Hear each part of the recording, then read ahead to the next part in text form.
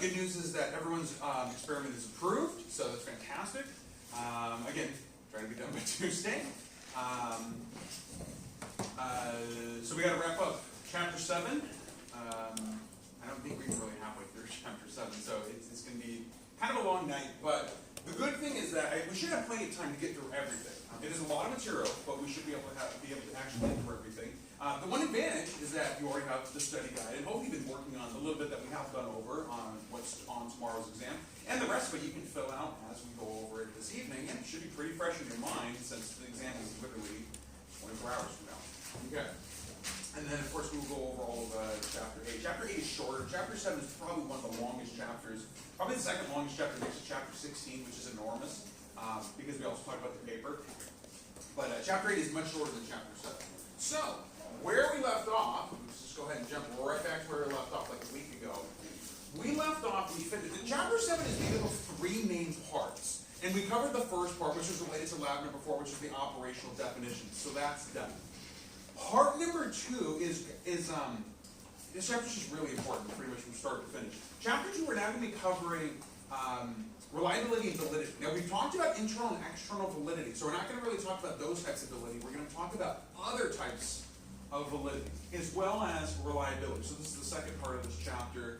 And then towards the end of this chapter, we're going to talk about validity threats. And then that'll lead us into chapter 8, which is all about controlling for validity threats. So we will revisit internal validity towards the end of this chapter, and then going into the next chapter, and again, kind of revisit why, for an experiment, that's usually considered the most important type of validity.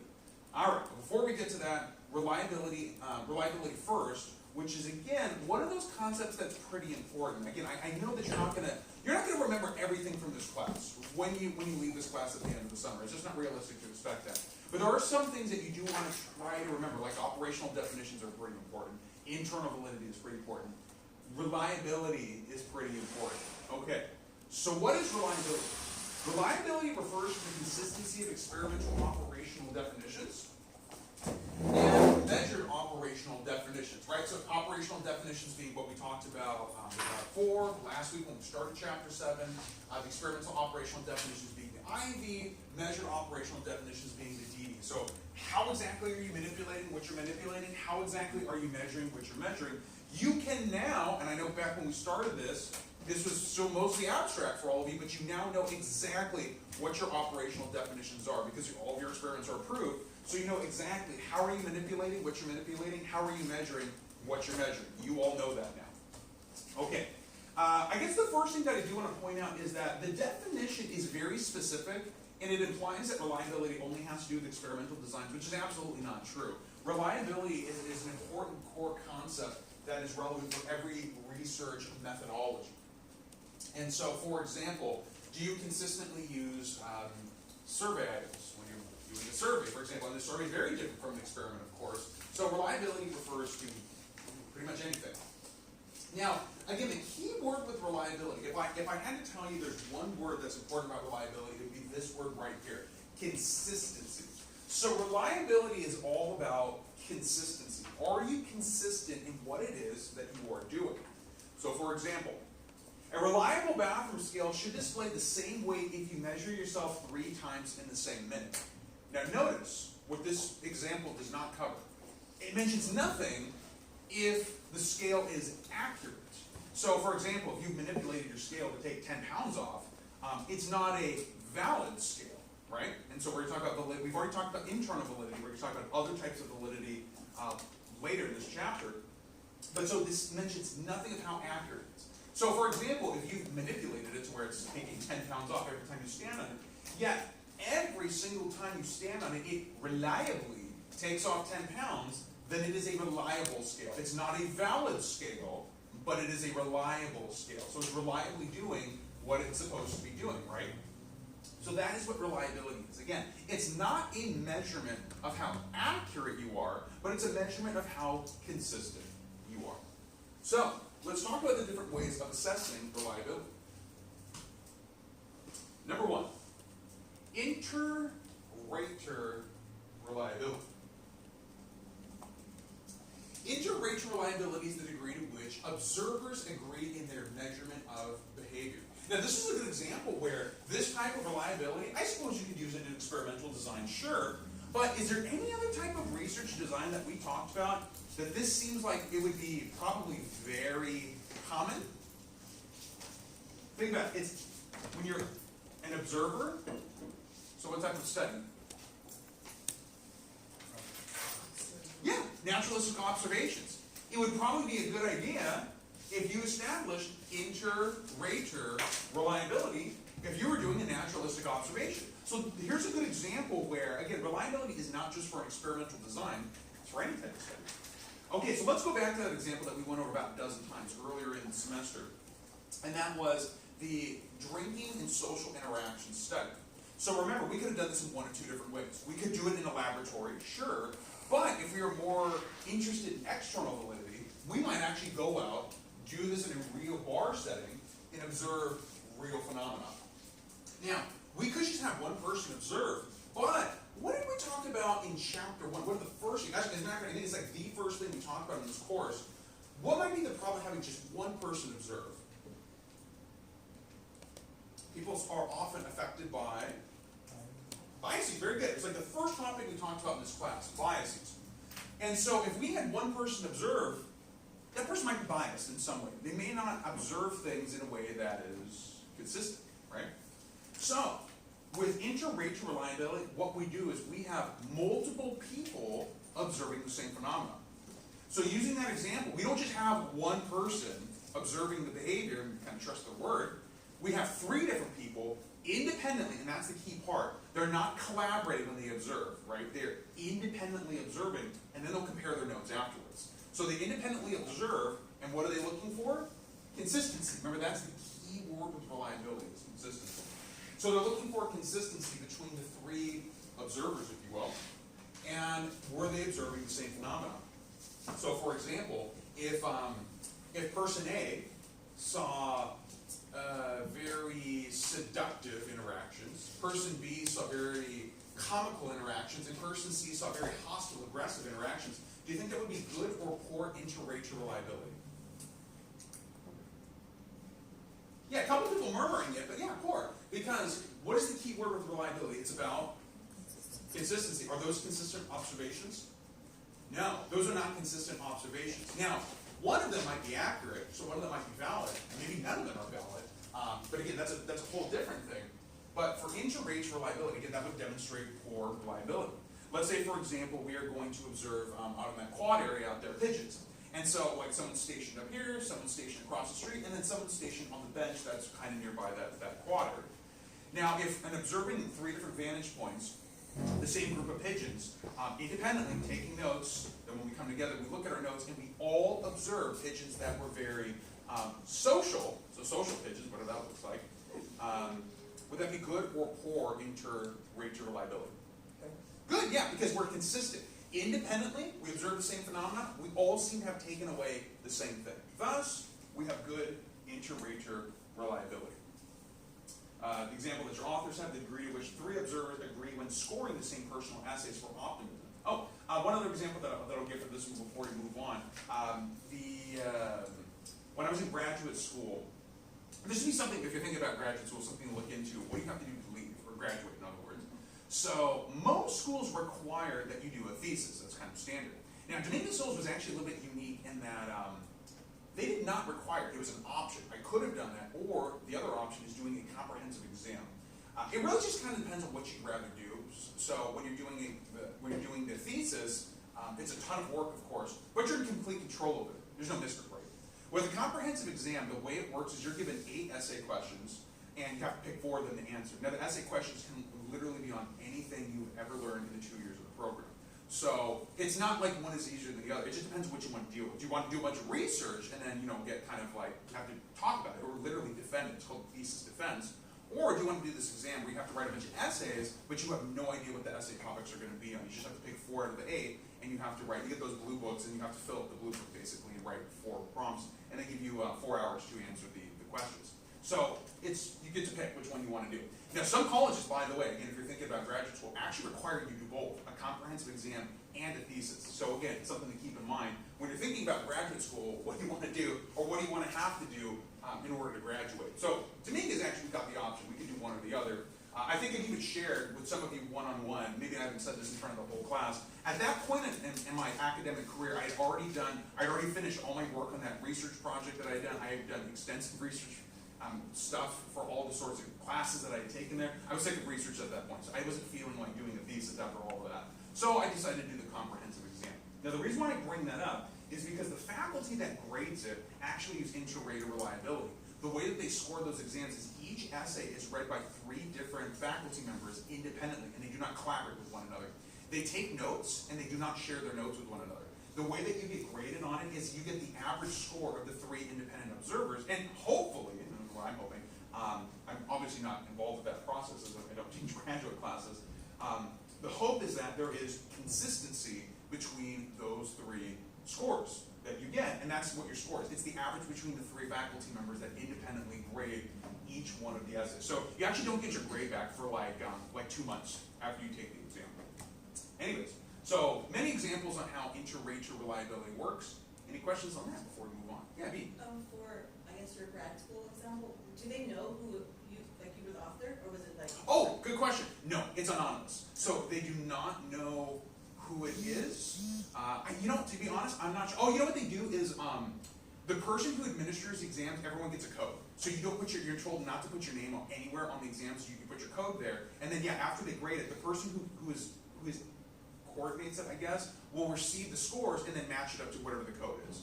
So that's a good question. But no, they don't know who it is to remove that sort of bias. And I don't remember if I brought that up already, or if I brought that up, or if I'm going to bring that up somewhere else, or if it's just sometimes when students ask me a question on that.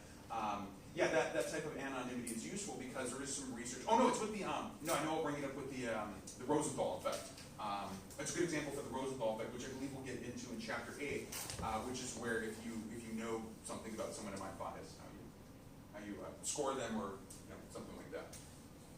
Anyways, so any other questions on inter-rater reliability before we move on?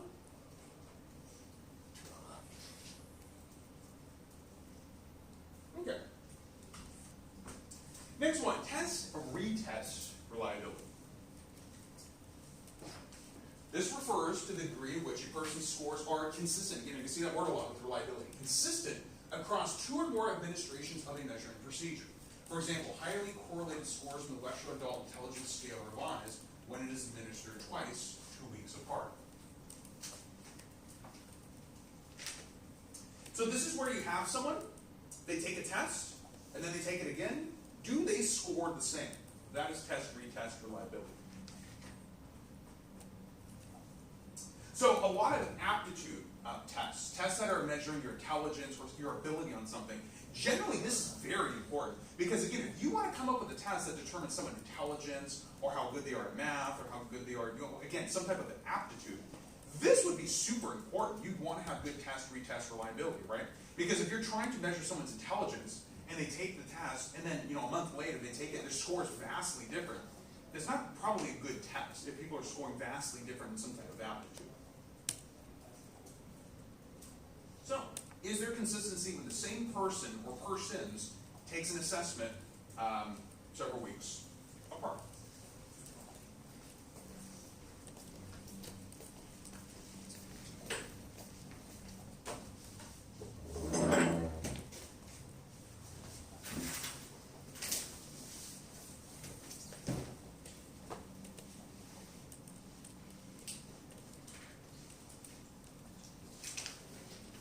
Most, and these are popular, it's kind of an example of somewhat popular area of like pseudoscience.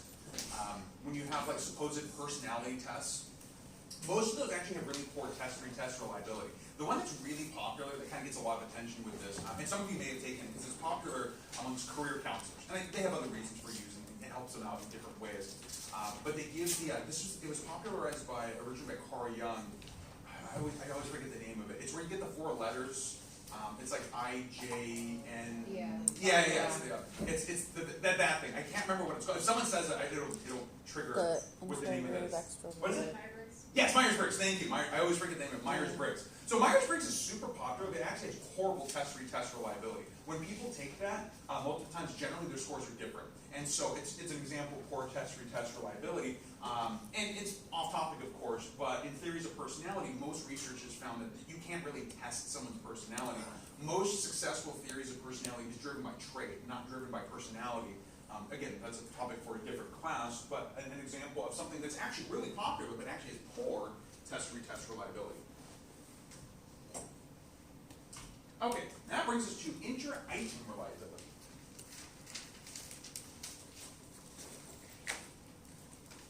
Okay, inter-item reliability measures the degree to which different parts of an instrument, questionnaire, or test that are designed to measure the same variable achieve consistent results.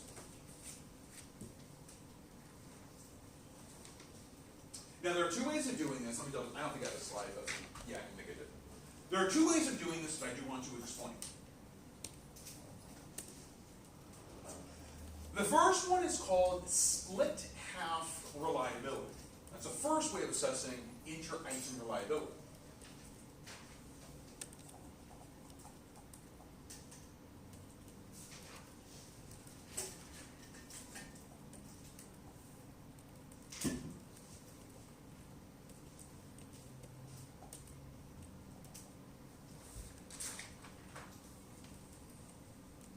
Now that's exactly what you would probably think it is.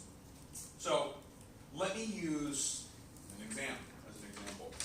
So the exams that you take in this class are 50 questions. So they're all, the exam items are supposed to be testing the same stuff, right? Your knowledge of chapters, well in this case for tomorrow, chapters 6, 7, and 8. So they're all designed to test your knowledge of those chapters.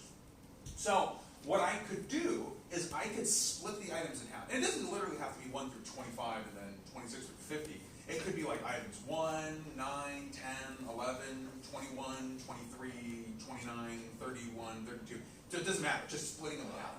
And what I do is I just calculate a simple correlation between the average scores of items, keep it simple, 1 through 25 and 26 through 50. So calculate a correlation to see are they correlated. Now the idea is that if the correlation is strong, that means that the items are correlated. So in other words, how well people did at items 1 through 25 and how well they did in items 26 through 50 is about the same. Now, if the correlation was weak, that means that people are doing better on one and not better on the other, and thus it means that the items may not be consistent. So in other words, maybe the items in 1 through 25 are much harder. So maybe people score really well on 26 through 50, but really poorly on 1 through 25. And again, if they're not correlated or consistent, remember that's the key word, then maybe that means that there's something fundamentally different about those items. So that again is called split half reliability, and you can do it with anything. All of you for your dependent variables are somewhere between 8 to 12 items. You could take, let's say you have 10, you can just split the first 5 and the second 5. And you can calculate a correlation between the first 5 and the second 5 and see do people score consistently or not consistently. It's just running a simple correlation, and that's how you establish split half reliability. So again, it's kind of in the name. You're literally splitting the items in half and then seeing if they correlate first half with the second half.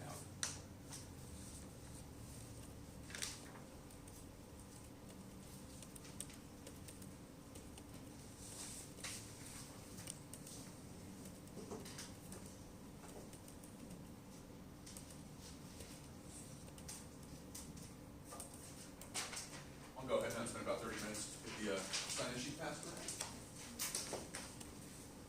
Okay, any questions on split half reliability? Splitting items in half, see if they correlate. Okay, there's one other way of establishing inter-item reliability that I do want to mention. And that would be calculating a coefficient called Cronbach's alpha, which I will go ahead and spell. Cronbach's alpha is spelled C-R-O-N-A.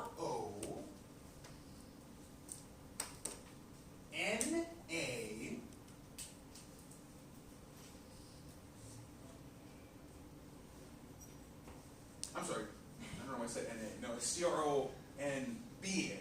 B-A. C-H.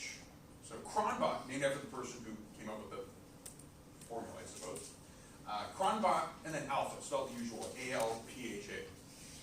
Cronbach's alpha. Now, Cronbach's alpha is much more popular than test-retest reliability because it's literally test-retest reliability, but better. So, split half reliability. Split half reliability is, like I mentioned, you split the items in half and correlate the first half with the second half. Cronbach's alpha is establishing a correlation of every item with every item. So again, let's use your possible dependent variable as an example. With split half reliability, you might calculate a correlation between items 1 through 5 and 6 through 10.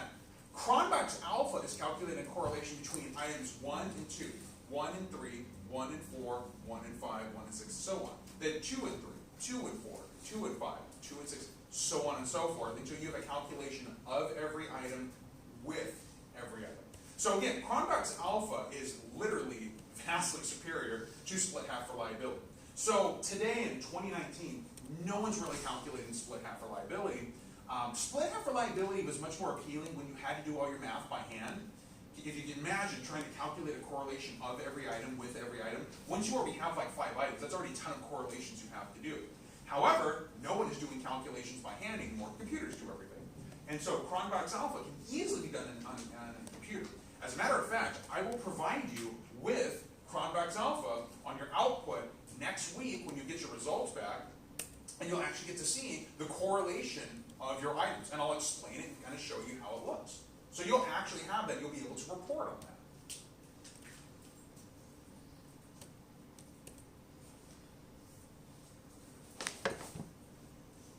And again, that sounds like it's a lot of math, correlating every item with every item, but I can tell you that in SPSS, the program that I'm going to use, I kid you not, it takes no more than 15 seconds to do it. So that's why we have computers that do all the math now.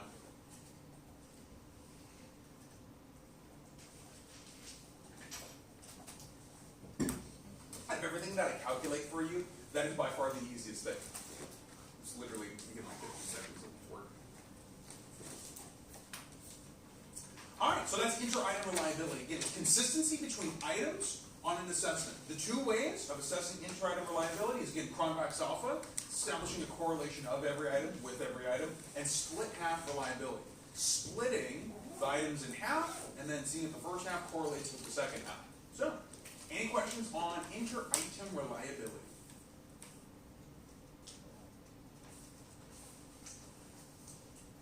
Okay, that actually does bring us to the end of reliability. So any questions on that before we move on to validity? Okay, now let's talk about validity. So, what does validity mean? Validity means the operational definition accurately manipulates the independent variable or measures the dependent variable. So again, this definition is still very much rooted in Chapter 7. And what I mean by that is, it's referring to experimental design. Validity is not just important for experimental design. As you'll see as we go over the different ways of assessing validity, it's relevant for all types of research methodologies, certainly not just experimental design.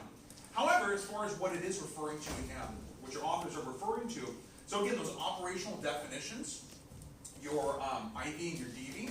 So what this is essentially referring to is, so your independent variables, the way you manipulated it, is it a valid way of manipulating happiness, self-esteem, social media use? Is it a valid way of actually manipulating it? As far as some of the things that you're measuring, like aggression or self-esteem or liking, some of the dependent variables that are being measured in this room with your experiments, is it a valid way of assessing it? So for aggression, are you measuring aggression in a valid way? For likability, do you like someone, are you measuring it in a valid way? So that's what this is referring to. If I had to summarize this, validity is answering the question, are you doing what you say you are doing? So that's what validity is. Reliability is, are you consistent? Validity is attempting to answer the question, are you doing what you say you are doing? So that's the question that researchers are asking when it comes to assessing validity. Again, are you doing what you say you are doing? So again, if you're claiming that I'm measuring self-esteem, are you really doing that? Is it a valid way of measuring self-esteem? Going back to the scale was consistent or reliable in the sense that it gave the same weight every single time. However, I didn't say anything that it was a valid scale. It might be an invalid scale, and that's not giving you inaccurate numbers. A scale that would be both valid and reliable means that it gives you the same weight every single time. That would be reliable. And it gives you the weight that you actually are. That would be valid. Okay, so now we have a good sense as far as what's validity. Are you doing what you say you're doing? Just like we did with reliability, let's talk about the different ways of assessing it. All right, number one, face validity.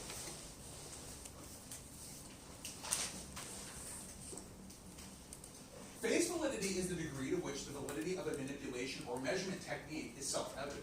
This is the least stringent form of validity. For example, using a ruler to measure pupil size. We talked about that with the Hess study last week when we started chapter 7. So Hess could do face validity. Just measure pupil size with the ruler, and Hess can confirm, yes, the pupils are literally a larger diameter than they were in the unedited photo. So that's face validity. Are they larger? Yes, they are. It looks like they are. I can measure it. They are larger.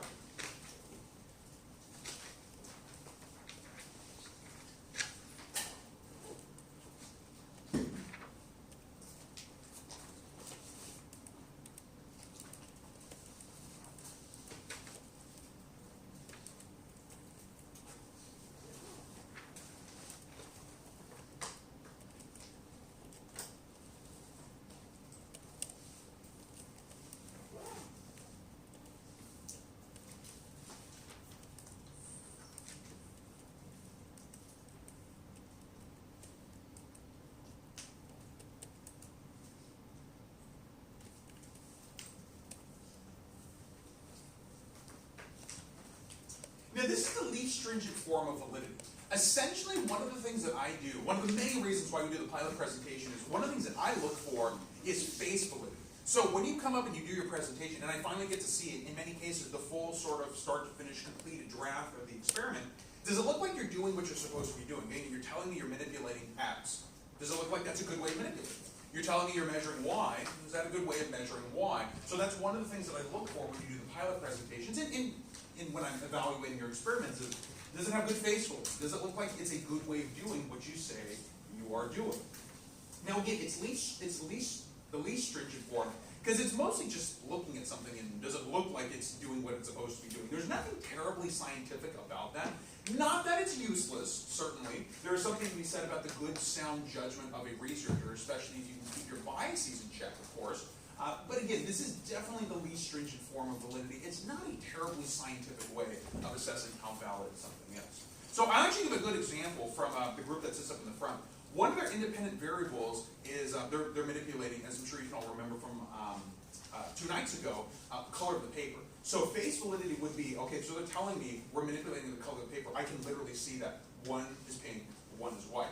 So it would have good face validity. I can literally tell that. However, what that doesn't answer is that a good thing to do? So does that scientifically make sense? Is there actually going to be something to be discovered by doing that? So notice how it doesn't reveal that. Face validity doesn't tell me that's a good idea to do, but if you're literally telling me we're going to manipulate pink and white paper, yes, I can definitely see that. I can clearly see that it has excellent face validity because I can see this paper is pink and this paper is white. So that kind of gives you a bit of an example as far as what's the difference between face validity and some of the other types of validity we're going to talk about, which are more scientific. Again, this is just like, if you've ever heard, I think it's more of a sports term, I think, than anything else. It's kind of like when you hear the term, does it pass like the eyeball test? Does it look like it's doing what it's supposed to be doing? And that's what face validity is. So does that make sense?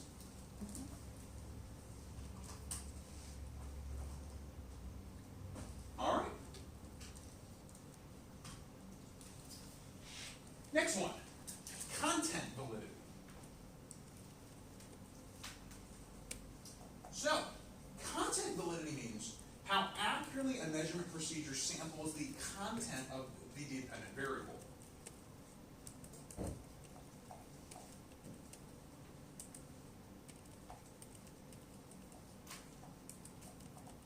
For example, an exam that covers chapters 1 through 4 that only has questions about chapter 2 has poor content validity. It's not containing all the questions that should be there. It's not very comprehensive. So there is certainly some content that would be missing. Questions from chapters 1, 3, and 4 don't seem to be represented. So that's not very good content validity.